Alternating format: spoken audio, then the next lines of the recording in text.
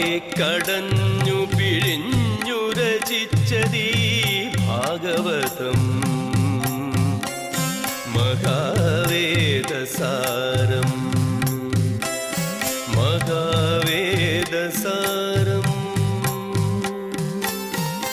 നാരായണ ജയ നാരായണ നാരായണ ജയ നാരായണ നാരായണ ജയ നാരായണ നാരായണ ജയ നാരായണ.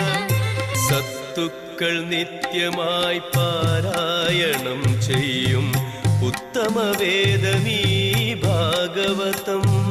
സത്തുക്കൾ നിത്യമായി പാരായണം ചെയ്യും ഉത്തമവേദമീ ഭാഗവതം.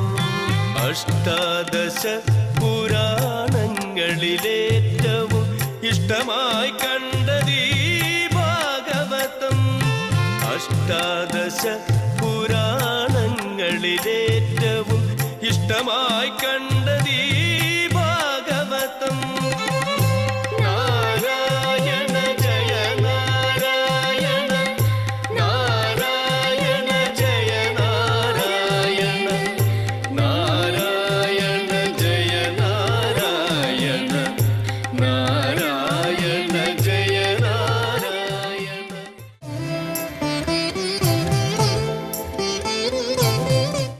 നമ്മുടെയൊക്കെ ജീവിതത്തിൽ പലപ്പോഴും പല സന്ദർഭങ്ങളിലായിട്ട് നമ്മളൊക്കെ ഓരോരോ പ്രശ്നങ്ങളെ അഭിമുഖീകരിക്കാറുണ്ട്.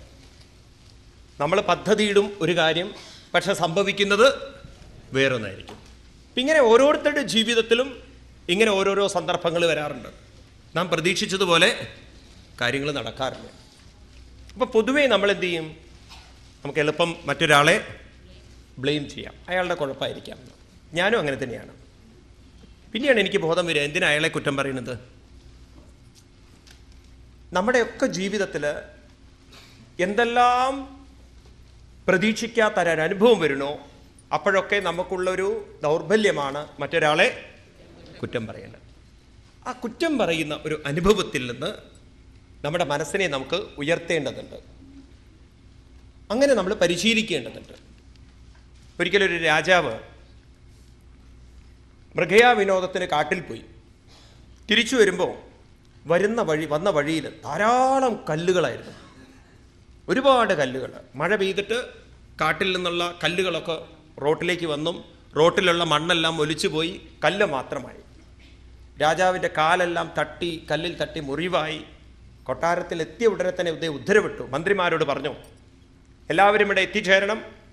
നമ്മുടെ നാട്ടിൽ ഒരു റോട്ടിലും ഇനി മേലാൽ കല്ലുണ്ടാവരുത്, എല്ലാം പെറുക്കിയെടുക്കണം എന്ന് പറഞ്ഞു. ഇനി മേലാൽ നമ്മുടെ റോഡ് കല്ലുകളിൽ നിന്ന് മുക്തമാവണം. അപ്പോൾ അങ്ങനെ എല്ലാവരും അതിനെക്കുറിച്ച് ചർച്ച ചെയ്യണു. വലിയ ജോലിയാണ്, എത്രയോ ലക്ഷക്കണക്കിന് ആളുകൾ ജോലി ചെയ്യണം ആ രാജ്യത്തുള്ള കല്ലുകളൊക്കെ എടുത്ത് മാറ്റാൻ. രാജൻ ഈ കല്ല് എവിടെ കൊണ്ടുപോയിടും? അതെവിടെ കൊണ്ടുപോയിട്ടാലും എനിക്ക് പ്രശ്നമില്ല, റോട്ടിൽ കല്ലുണ്ടാകരുത്. ഞാനിനി പോകുമ്പോൾ എൻ്റെ കാലിൽ കല്ല് തട്ടരുത്. ഇതാണ് അദ്ദേഹത്തിൻ്റെ ഉത്തരവ്. അങ്ങനെ ചിന്തിച്ചുകൊണ്ടിരിക്കുമ്പോൾ അവിടേക്ക് ഒരു സന്യാസി വര്യൻ വന്നു എന്നാണ്. രാജാവിനോട് പറഞ്ഞു, രാജൻ അങ്ങനത്തെ വിഡ്ഢിത്തമാണ് പറയുന്നത്. കല്ലുകൾ റോട്ടിൽ നിന്ന് എടുത്ത് മാറ്റിയാലും വീണ്ടും മഴ പെയ്യും, മഴ പെയ്ത് വീണ്ടും മണ്ണെല്ലാം ഒലിച്ചു പോവും, മണ്ണിൻ്റെ അടിയിലുള്ള കല്ലുകളെല്ലാം വീണ്ടും പുറത്തേക്ക് വരും. ഇതിനൊരു അവസാനമുണ്ടോ രാജൻ? അങ്ങ് എന്താ വിഡ്ഢിത്തം പറയുന്നത്? പോരാത്തതിന് മറ്റെവിടെയെങ്കിലുമുള്ള കല്ലുകളെല്ലാം മഴ പെയ്താൽ ഒലിച്ചിറങ്ങി വരും. അപ്പം ഇതൊരു പരിഹാരമാണോ? എന്താ ഇതിനൊരു പരിഹാരം? ഉടനെ തന്നെ രാജാവിന് തൻ്റെ കയ്യിൽ നിന്നൊരു സാധനം എടുത്ത് കൊടുത്തു. എന്താണ് അത്രേ കൊടുത്തത്? ഷൂ. രാജാവിനോട് പറഞ്ഞു, ഇനി മേലാൽ അങ്ങ് പോകുന്ന സമയത്ത് കാലിൽ എന്ത് ധരിക്കണം? ഷൂ ധരിച്ചാൽ മതി. അപ്പോൾ തൻ്റെ കാലിൽ കിടന്ന ആ ഒരു ഷൂ അദ്ദേഹത്തിന് കൊടുത്തിട്ട് പറഞ്ഞു, ഇതങ്ങ് കാലിലിടും. ഇത് തന്നെയാണ് ഇതിനുള്ള പരിഹാരം. നമ്മൾ മറ്റൊരാളെ ബ്ലെയിം ചെയ്യുന്നതിന് പകരം, മറ്റൊന്നിനെ ബ്ലെയിം ചെയ്യുന്നതിന് പകരം നമ്മുടെ മനസ്സിനെ നമ്മൾ പ്രൊട്ടക്റ്റ് ചെയ്തേക്കുക, അപ്പം ഷൂ ധരിച്ചേക്കുക. അപ്പം നമ്മളൊക്കെ പരാതിക്കാരാവുന്നതിന് കാരണം നമ്മുടെ കാലിലൊരു ഷൂ ഇല്ലാത്തത് കൊണ്ടാണ്. എന്ന് പറഞ്ഞാൽ എന്താ അർത്ഥം? നമ്മുടെ മനസ്സിന് ആ ഒരു വിഷമത്തെ അതിവർത്തിക്കാനുള്ള മാനസികമായ ഒരു ശക്തി നമ്മളിലില്ലാത്തത് കൊണ്ടാണ്. അതെങ്ങനെ വന്നു എന്ന് ചോദിച്ചു കഴിഞ്ഞാൽ, നാം ജീവിതത്തിൽ ഉടനീളം മറ്റുള്ളതിനെ ആശ്രയിച്ച് ജീവിച്ചു പോയി. കുട്ടിക്കാലം മുതലേ നമ്മൾ ഡെവലപ്പ് ചെയ്തത് ഡിപ്പെൻഡൻസിയാണ്. അപ്പം ഈ ആശ്രയത്വം വന്നതോടുകൂടി നാം ആശ്രയിച്ചത് നമുക്ക് കിട്ടാതെ വരുമ്പോൾ നമ്മൾ ഡിസ്റ്റർബ്ഡ് ആവുന്നു. രാവിലെ ചായ കുടിച്ചാലേ മൂഡ് വരുള്ളൂ എന്ന് പരിശീലിച്ച ഒരാൾക്ക്, ചായയെ ആശ്രയിച്ച ഒരാൾക്ക് ചായ കിട്ടിയിട്ടില്ലെങ്കിൽ അദ്ദേഹത്തിന് ഡിസ്റ്റർബൻസ് വന്നു. ഇങ്ങനെ ഓരോന്നിനെ ആശ്രയിച്ച് ജീവിച്ചവരായതുകൊണ്ടായിരിക്കാം പെട്ടെന്ന് നമ്മൾ പ്രതീക്ഷിച്ചത് കിട്ടാതെ വരുമ്പോൾ ഡിസ്റ്റർബ്ഡ് ആവുന്നതും മറ്റൊരാളെ കുറ്റം പറയുന്നതും. ഒരു കഥയും കൂടെ ഓർത്തു പോവുകയാണ് ഈ സാഹചര്യത്തിൽ. ഇതേപോലൊരു രാജാവ്, അദ്ദേഹം മൃഗയാവിനോദം കഴിഞ്ഞു വരുമ്പോൾ, റോട്ടിലൂടെ വരുമ്പോൾ അദ്ദേഹത്തിന് തോന്നി തൻ്റെ ജനങ്ങളിൽ, പ്രജകളിൽ എത്ര പേര് സിൻസിയറാണ്, എത്ര പേര് ആത്മാർത്ഥതയുള്ളവരാണ്. അദ്ദേഹം എന്ത് ചെയ്തു? വലിയൊരു കല്ല് ആരാരും കാണാതെ ഉരുട്ടി റോട്ടിൻ്റെ നടുവിലേക്ക് മാറ്റി. രാജാവ് പോയി. എന്നിട്ട് മന്ത്രിമാരോട് പറഞ്ഞു, ശ്രദ്ധിക്കണം, നിങ്ങൾ കല്ലൊന്നും എടുത്ത് മാറ്റാൻ നോക്കണ്ട, നിങ്ങൾ ശ്രദ്ധിച്ചാൽ മതി. ചാരന്മാരെയൊക്കെ വിട്ടു. ആ വഴിക്ക് വരുന്ന ആളുകൾ മുഴുവൻ, ചിലർ കാല് തട്ടും, രാത്രിയിൽ തിരിച്ചു വരുന്ന സമയത്ത് ഇത് കാലിൽ തട്ടും, നമ്മൾ വീഴും. ഒരു ദുഷ്ടനായ രാജാവ്, രാജ്യത്തിൻ്റെ നന്മ നോക്കാത്ത രാജാവ്, പ്രജകളുടെ ക്ഷേമം നോക്കാത്ത രാജാവ്. കണ്ടില്ലേ വലിയൊരു കല്ല് റോട്ടിലെടുത്തിട്ടും ജോലിക്കാരെ പറഞ്ഞയക്കാത്തത്, അത് മാറ്റാൻ ശ്രമിക്കാത്തത് എന്നൊക്കെ പറഞ്ഞ് രാജാവിനെയും റോഡിനെയും കല്ലിനെയും ബ്ലെയിം ചെയ്തുകൊണ്ട് ആളുകൾ പോകാൻ തുടങ്ങി. ഇതൊക്കെ ചാരന്മാർ കാണുന്നുണ്ട്. കുറച്ച് കഴിഞ്ഞപ്പോൾ ഒരു കർഷകൻ 2-3 പശുക്കളും കാളയൊക്കെ ആയിട്ട് തീറ്റാൻ കൊണ്ടുപോവുകയാണ്. അയാൾ ഈ കല്ലിനെ കണ്ടപ്പോൾ അയാൾക്ക് തോന്നി, തനിക്കൊന്ന് പരിശ്രമിക്കാലോ. തൻ്റെ കാളകളെ വൈകിട്ട് കൊണ്ടുവരുമ്പം ഇനി വല്ല ബുദ്ധിമുട്ടും ഉണ്ടാവണ്ടെന്ന് കരുതി താൻ തന്നെ കല്ലിനെ ഉരുട്ടി മാറ്റിയെന്നാണ്. ഉരുട്ടുന്ന സമയത്ത് കല്ലിൻ്റെ ചുവട്ടിൽ നിന്ന് ഒരു കിഴി കിട്ടിയത്രേ. അത് നോക്കുമ്പോൾ എന്തായിരുന്നു അറിയോ? സ്വർണ്ണ നാണയങ്ങളാണ്. അതിലെഴുതി വച്ചിരിക്കുകയാണ്, ആര് ഈ കല്ലിനെ മാറ്റുന്നുവോ ഇത് അവർക്ക് അർഹതപ്പെട്ടതാണ്. ഇതാണ് സത്യം. അപ്പം നമ്മൾ പരിശീലിപ്പിച്ചെടുക്കണം. നമ്മുടെ മനസ്സിൽ എന്തെല്ലാം വിധത്തിലുള്ള ദൗർബല്യങ്ങളുണ്ടോ അതിനെ ഒന്നൊന്നായി മാറ്റിയെടുക്കാൻ നമുക്ക് സാധിച്ചാൽ, മറ്റുള്ളവരെ ആശ്രയിക്കുന്നത് കഴിയുന്നത്ര കുറയ്ക്കാൻ നമുക്ക് സാധിച്ചാൽ പരാതി പറയുന്ന സ്വഭാവം കുറയും. അതുകൊണ്ട് എന്താ പോംവഴി? മറ്റുള്ളവരെ ആശ്രയിക്കുന്നത്, മറ്റുള്ളതിനെ ആശ്രയിക്കുന്നത് ക്രമേണ നമ്മളെ മനസ്സ് കുറച്ചു കൊണ്ടുവന്നു കഴിഞ്ഞാൽ പരാതി പറയുന്ന സ്വഭാവം ഇല്ലാതെയാക്കാൻ സാധിക്കും. നമ്മുടെ പൂർവികന്മാർ നമ്മളോട് പറയുന്നത്, നമ്മുടെ മനസ്സ് അതിന് പരാതി പറയാം, അതിന് ദുഃഖിക്കാം, അതിന് വിഷമങ്ങൾ കാണിക്കാം, അതിന് എല്ലാ വിധത്തിലും നമ്മളെ താഴ്ത്താം. അതേ മനസ്സിന്, ഈ ദൗർബല്യങ്ങളൊക്കെ ഉള്ള മനസ്സിന് നമ്മളെ പരാതിയിൽ നിന്നും ഉയർത്താം. പരാഭവത്താവതവബോധജാതോ യാവന്ന വിജ്ഞാതദാത്മതത്വം. എത്ര കാലം തൻ്റെ ആത്മശക്തിയെക്കുറിച്ച് അറിയുന്നില്ലയോ അത്ര കാലം നമ്മൾ ദുർബലരാണ്. അതുകൊണ്ട് ക്രമേണ നമ്മുടെ മനസ്സിനെ നമ്മൾ ഈ ശക്തികൾ മനസ്സിലാക്കിക്കൊണ്ട് മനസ്സിനെ ഉയർത്താൻ സാധിച്ചു കഴിഞ്ഞാൽ, മറ്റുള്ളവരെ ആശ്രയിക്കുന്നതിൽ നിന്നും കുറയ്ക്കാൻ സാധിച്ചു കഴിഞ്ഞാൽ പരാതികളും ദുഃഖങ്ങളും കുറച്ച് കൊണ്ടുവരാം. ഇത് തന്നെയാണ് വഴി. ഇനി നമുക്കൊരു കഥ പറഞ്ഞു തരികയാണ്. ഈ ഗുരുവിനെ ആശ്രയിച്ച് സ്വന്തം ജീവിതം കൊണ്ടു നടന്ന് തൻ്റെ ജീവിതം അവസാനം വലിയ അപകടത്തിലേക്കാക്കി മാറ്റിയ ഇന്ദ്രൻ്റെ കഥയും, ആ ഇന്ദ്രൻ്റെ ജീവിതത്തിൽ മനോധൈര്യം പകർന്ന ഒരു പരമമന്ത്രമായ നാരായണ കവചത്തിൻ്റെ കഥയും, അതുപോലെ തന്നെ പിന്നീട് വൃത്രാസുരൻ എന്ന് പറയുന്ന ഭഗവാന്റെ ഭക്തന്മാരിൽ ഔന്നിത്യത്തിലേക്ക് എത്തിയ ഭക്തൻ്റെ കഥയും, വൃത്രാസുരനായി തീർന്ന ഒരു രാജാവായ ചിത്രകേതുവിൻ്റെ കഥയൊക്കെ ഇനി ഇവിടുന്ന് അങ്ങോട്ട് പറഞ്ഞു തരികയാണ്. ഭാഗവതത്തിലെ 7ാമത്തെ അധ്യായം ഇതാണ് കാണിച്ചു തരുന്നത്. 6ാമത്തെ സ്കന്ധത്തിലെ 7ാമത്തെ അധ്യായത്തിൽ പരീക്ഷിത്ത് മഹാരാജാവ് ചോദിക്കുകയാണ്. നേരത്തെ പറഞ്ഞു, തുഷ്ടാവെന്ന് പറയുന്ന ദേവന്, ദേവവംശത്തിൽപ്പെട്ട ആൾക്ക്, അദ്ദേഹത്തിൻ്റെ ഭാര്യയായിരുന്നു അസുരന്മാരുടെ അനുജത്തിയായ രചന. അതിലാണ് വിശ്വരൂപൻ ഉണ്ടായതെന്ന് പറഞ്ഞു. എന്നിട്ട് പറഞ്ഞു, ഒരിക്കൽ ഇന്ദ്രനാൽ അപമാനിതനായി അദ്ദേഹത്തിൻ്റെ ഗുരുവായ ദേവഗുരുവായ ബൃഹസ്പതി എന്ന് പറഞ്ഞ് നേരത്തെ നിർത്തി. ഇനി അതിനെ ആസ്പദമാക്കി ചോദിക്കുകയാണ്. ശ്രീരാജോവാച കസ്യ ഹേതോ പരിത്യക്ത്വാ ആചാരണ്യേനാത്മനസ്സുരാം ഏതദാചക്ഷ ഭഗവൻ ശിഷ്യാണാമക്രമം കുരോ. കസ്യ ഹേതോ പരിത്യക്ത്വാ, ഏത് കാരണത്താലാണ് ഗുരു പരിത്യക്തനായത്? ദേവന്മാരുടെ ഗുരുവായ ആചാര്യനായിരിക്കുന്ന ബൃഹസ്പതിയെ ഏത് കാരണത്താൽ പരിത്യക്തനാക്കി, ത്യജിച്ചു? ആരാണ് ത്യജിച്ചത്?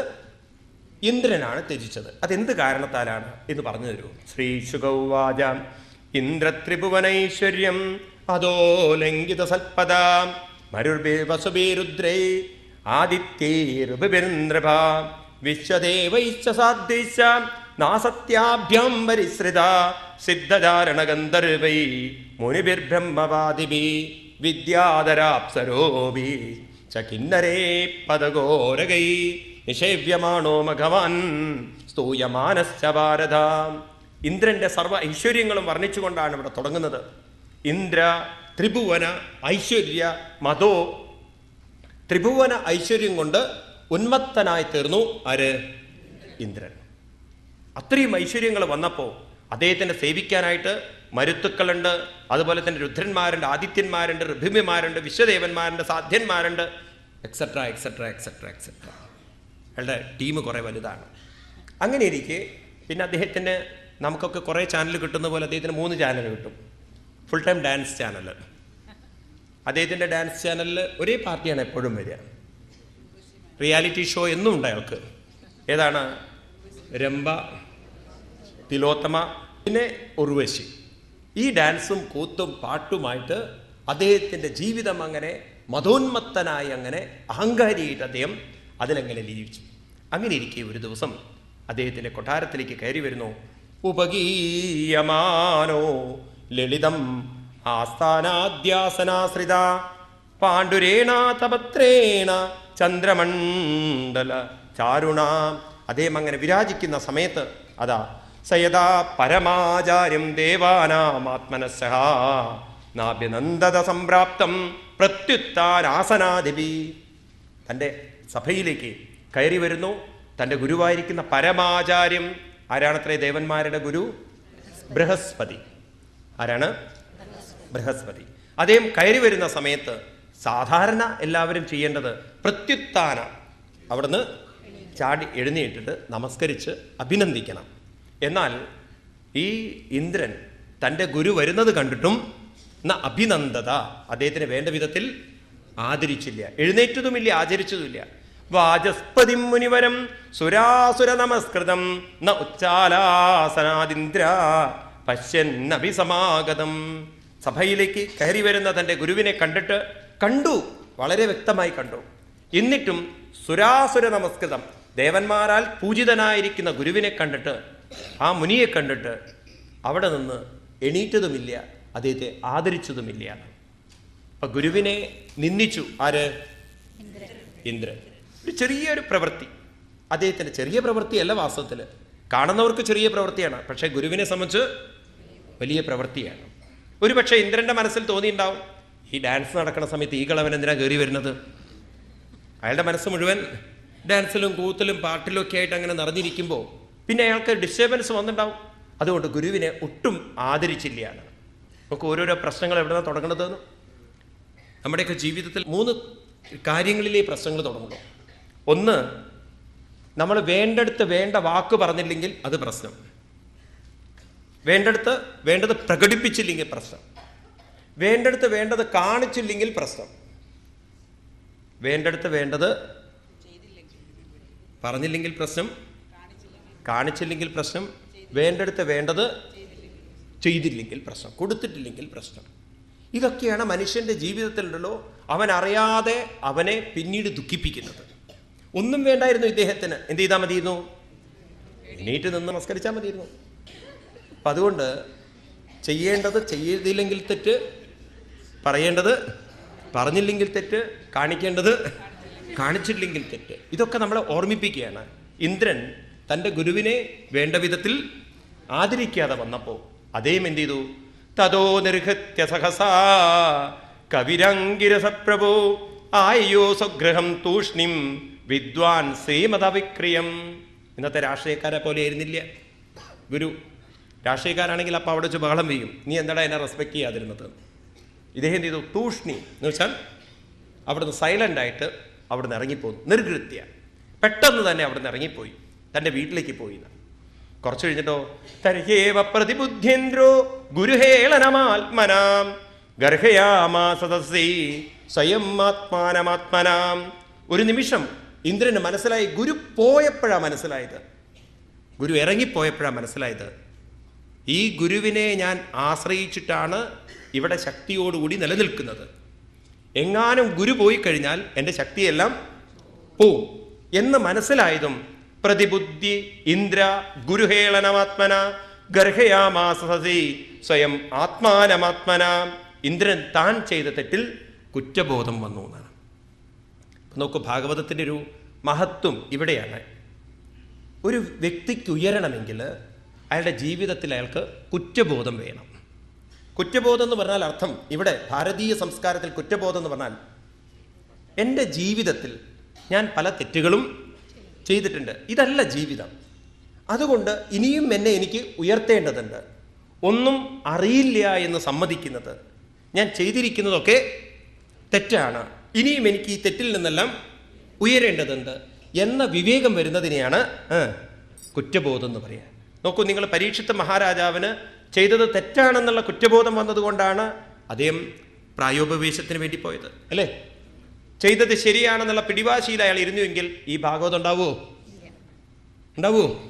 അർജുനന് യുദ്ധക്കളത്തിൽ വെച്ച് താൻ പറഞ്ഞതെല്ലാം തെറ്റാണെന്നുള്ള ഒരു കുറ്റബോധം വന്നപ്പോഴാണ് കൃഷ്ണനോട് ചോദിക്കുന്നത്, എന്നാൽ ശരിയായ വിധത്തിൽ എങ്ങനെയാണ് കൃഷ്ണ യുദ്ധം ചെയ്യേണ്ടത് എന്ന്. ആണോ അല്ലയോ?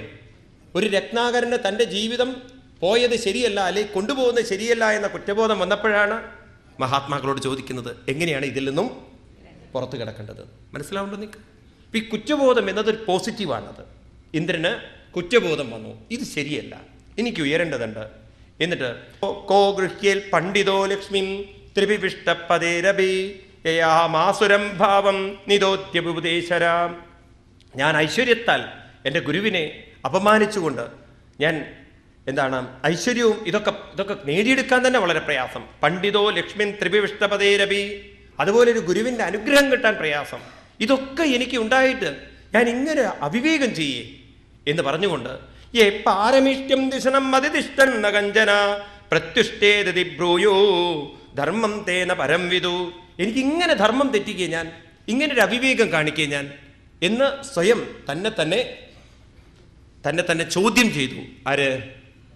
എന്നിട്ട് പറയണം, തേഷാം കുപദൃഷ്ടോണം പദതാം തമസിഷ്യതാം ഏ ശ്രദ്ധദ്യോർവജസ്തേ വൈ മജ്ജന്ത്യം തപ്ലവായിവാം. ഏതുപോലെയാണത്രത്?